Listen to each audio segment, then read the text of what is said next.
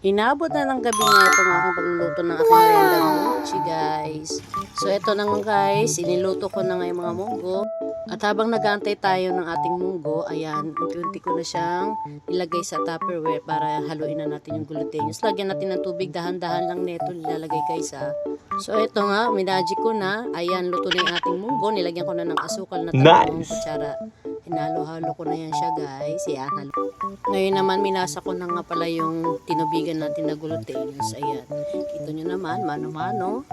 Sabi nga nila, wala kang tiyaga, wala kang nilaga. Di ka makakain ng gusto ng merienda. Wow! So, ayan nga, naging dough na siya. Bilog na. Pwede na natin siyang bilog-bilogin. Yan. Gamit ang ating magandang kamay. Wow! Pinlat mo na siya, guys. And then, ilalapat mo siya sa pinakagitna. So, ayan. Sinantabi ko na yung iba kong nabilog.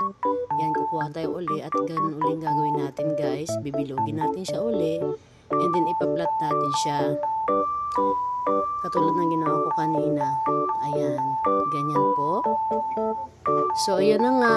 Tinamad na nga ang inyong inday. Umupo na ako dahil sobrang kanina pa ako nakatayo. Kaya pakanta-kanta na lang. Para matanggal ang pagod.